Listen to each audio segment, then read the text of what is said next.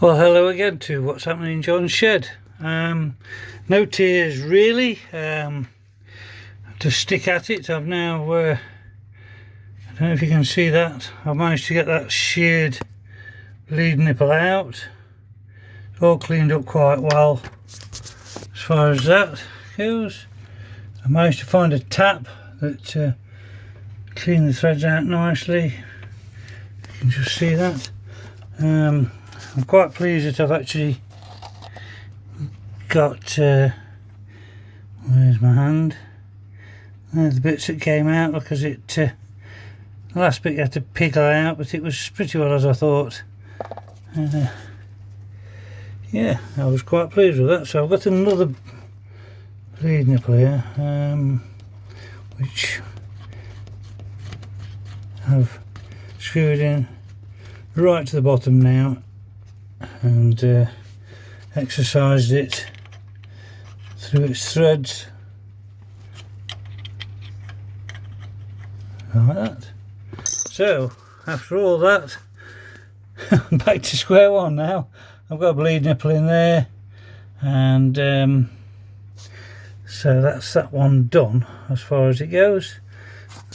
And I'll finish yours off tomorrow, get tidied up, put my tools away, clean all my drillings out.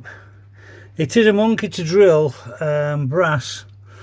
The little pilot hole was wonderful.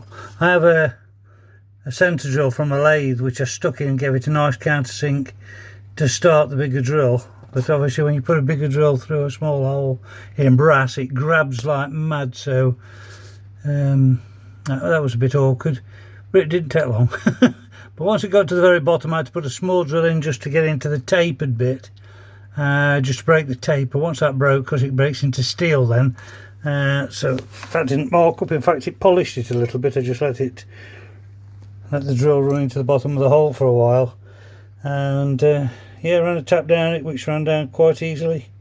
Yeah, very pleased with that. So I'll be putting a steel one in instead of a brass one.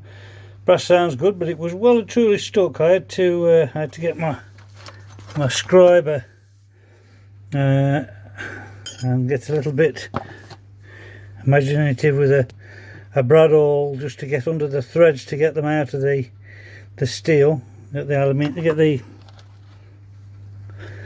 bits of brass thread out. But it's something I've done many times over the years, and just be gentle and it works.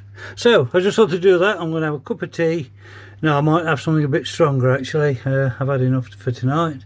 But yeah, that's another little episode in what's happening in John's shed. So we'll continue tomorrow, and we'll get these brake discs cleaned up and get it all ready. So I'll see you again soon. Good night from what's happening in John's shed, and please don't forget to subscribe. Thank you very much. Good night.